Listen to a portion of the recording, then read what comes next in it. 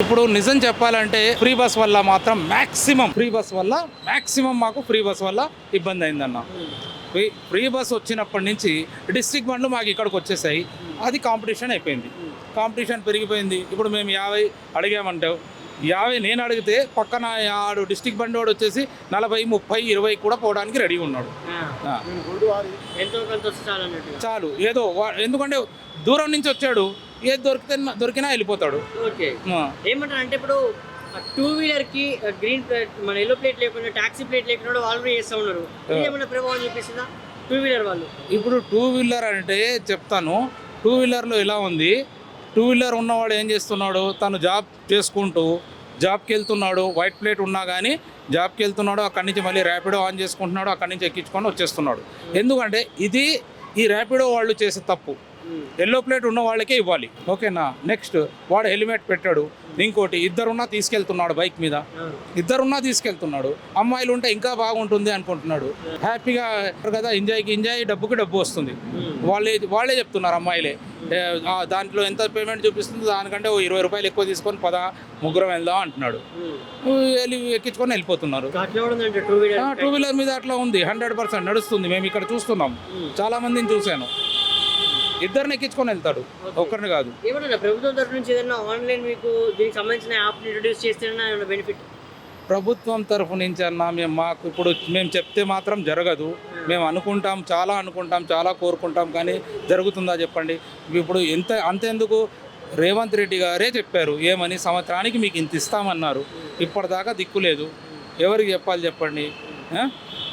పోనీ యూనియన్ వాళ్ళు ఎవరైనా చెప్తారా ఆ డబ్బుల గురించి అంటే ఎవరు చెప్పరు, మాట్లాడరు. అర్థమైందా?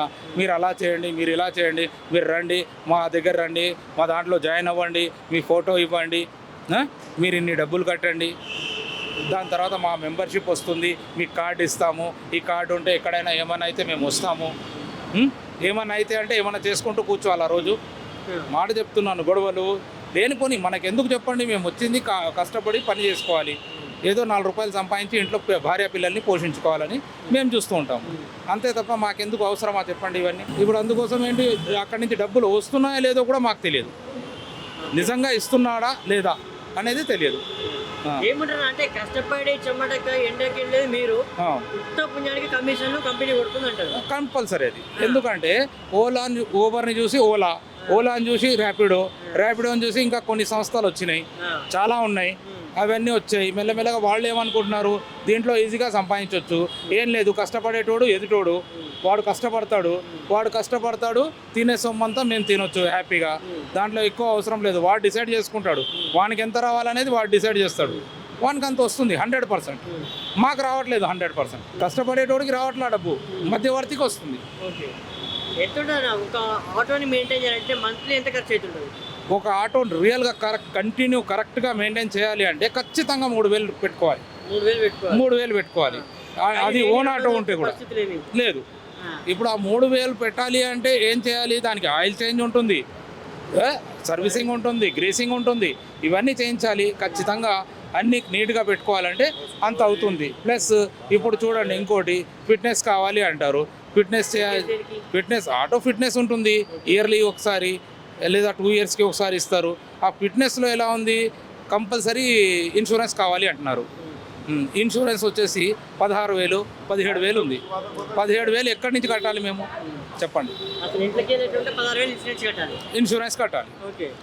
మాకేం జరగకపోని 17,000 కట్టాలి. పోనీ థర్డ్ పార్టీ చేద్దాము అంటే ఆ థర్డ్ పార్టీ కూడా 8,000, 9,000, 10,000 అంటున్నారు. ఎక్కడి నుంచి కట్టాలి? ఏమంటారు అంటే ఇదే విషయాన్ని ప్రభుత్వానికి విన్నపం చేయాలంటే ఏం చెప్తారు? ప్రభుత్వానికి డిమాండ్ చేయలేము, డిమాండ్ చేస్తే అయ్యేది కాదు, రిక్వెస్టే చేసుకోవాలా. ఆ రిక్వెస్ట్ చేస్తున్నాము, అయ్యా మా గురించి ఆలోచించండి కాస్త, మేము చాలా పాటలు పడుతున్నామని ఎంతో విన్నపంగా చెప్పుకుంటున్నాం, కానీ వినట్లా, ఎలా చెప్పినా వినట్లా.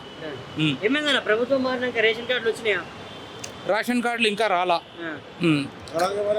రేషన్ కార్డులు ప్రభుత్వం మారాక రేషన్ కార్డులు వస్తాయన్నారు, కానీ ఇంకా రాలేదు.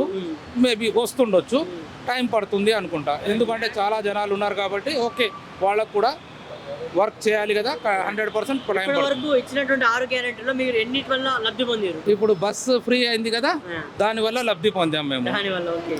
ఒకటి ఓకేనా. రైతు బంధు, రైతు భరోసా రైతు భూమి లేదు మాకు, కాబట్టి రైతు బంధు రైతు భరోసా పోనీ మాకు అవసరం లేదు. ఓకే. ఓకేనా. ఉచిత కరెంట్ ఉచిత కరెంట్ 200 యూనిట్ అంటే ఇప్పుడు ఎండాకాలము ఖచ్చితంగా కూలర్ పెట్టి ఏం చేసినా మీటర్ మేము ఎంత మెల్లగా ఎంత తక్కువ కాల్చినా మీటర్ మాత్రం గిరగిరా తిరుగుతూనే ఉంది. ఎందుకంటే కొత్త మీటర్లు వచ్చాయంట, అవి ఆగట్లేదు, వాళ్ళు వచ్చి మార్చి వెళ్తున్నారు. సరే పోనీ 500కి గ్యాస్ సిలిండర్ ఇప్పటి వరకు రాలా, అదే డబ్బులు కట్టాలి. మళ్ళీ ఇంకోటి ఏంటంటే మన మోదీ గారి మధ్యలో ఏం పెట్టారు, సిలిండర్ మీద డబ్బులు రిటర్న్ మీ బ్యాంకుల్లో ఇస్తామన్నారు. ఇప్పటి వరకు బ్యాంకుల్లో డబ్బులు లేవు. రాజయోజన స్కీమ్ అని చెప్పేసి ఆరోగ్యశ్రీకి సంబంధించి స్కీమ్ పెట్టినారు, అది ఏమన్నా వచ్చిందా? అది కూడా రాలా ఇప్పటికి. అది ఏం రాలేదు మాకు వచ్చింది చెప్తున్నాను కదా, అదొక్కటే. ఫ్రీ బస్ వచ్చింది, అది వచ్చింది మాకు ఎఫెక్ట్ పెట్టడానికే. ఏది వచ్చినా కానీ మనకు నష్టం సమకూరుస్తుంది కానీ లాభం మాత్రం ఏది సమకూర్చదు. ఖచ్చితంగా ఏవి ఇచ్చినా కానీ అది జనాలకు నష్టాన్నే సమకూరుస్తాయి. ఏ విధంగా చూసుకున్నా నష్టమే, లాభం మాత్రం ఉండదు. ఇంపాసిబుల్. ఎన్ని ప్రభుత్వాలు మారినా పేదవారి భక్తులు మాత్రం పేదవారే ఉంటారు. 100% నాయకులు వస్తే రాష్ట్ర భవిష్యత్తు కానీ దేశ భవిష్యత్తు మాత్రం నేను చెప్తాను. అట్లా అనుకుంటే ప్రభుత్వం ఎట్లుండాలా, నిష్పక్షపాతంగా ఉండాలా, పక్షపాతం ఉండకూడదు. ఓకేనా. ఇక్కడ కులాలు మతాలు భేదాలు ఇవన్నీ పెట్టి ఒక పార్టీ అలా చేస్తుంది, ఒక పార్టీ చూసుకుంటారు. తప్ప ఏం లేదు. కులానికి చూసుకొని ఒకడు, ఇంకో కులాన్ని చూసుకొని ఇంకోడు, ఈ కులాలు మతాలు అని చెప్పి వాళ్ళు చేసుకుంటున్నారు రాజకీయం. వాళ్ళు బాగానే ఉన్నారు. ఇక్కడ మేము బీదవాళ్ళం కష్టపడుతూనే ఉన్నాం. ఇప్పుడు మేము కష్టపడ్డ దాంట్లో ఫ్యూయల్ రేటు మాకు తెలుసు. ఫ్యూయల్ ఎంతకు వస్తుంది, క్రూడ్ ఆయిల్ ఫస్ట్ ఎంతకు వస్తుంది, దాన్ని తీసుకొని మనం ఇక్కడ ఫిల్టర్ చేసిన తర్వాత మనకు ఎంతకు పడుతుంది, దాంట్లో ఎంత అమౌంట్ వస్తుంది, సెంట్రల్కి ఎంత పోతుంది, స్టేట్కి ఎంత పోతుంది, తెలిసినా ఏం లాభం లేదు. ఫైనల్గా ఎటువంటి నాయకుడు వస్తే మార్పు చెందుతుంటే చెప్తాను. చెప్పాను కదా, నిష్పక్షపాతంగా ఉండాలా, పక్షపాతం ఉండకూడదు, అందరి గురించి ఆలోచించాలా. తండ్రి అన్నప్పుడు ఒక కొడుకు మంచోడు కాదు, వాడు వినట్లేదు, వాడికి చెప్పను, వాడు నా దగ్గర రావద్దు, వాడికి ఇవ్వను అనేది కాదు. వానికి కూడా నువ్వు ఇవ్వాలి ఖచ్చితంగా. మాట చెప్తున్నాను, కన్న తండ్రి అన్నప్పుడు కన్న కొడుకులకు ఇవ్వాలి. అలాగే రాజ్యం ఏలే రాజు కాబట్టి ప్రతి ప్రజలకి అందరికీ ఇవ్వాలి, అందరికీ మంచిగా చూడాలి. అలాంటి వాడే రావాలి. అలాంటి వాడు వస్తే 100% బాగుపడుతుంది.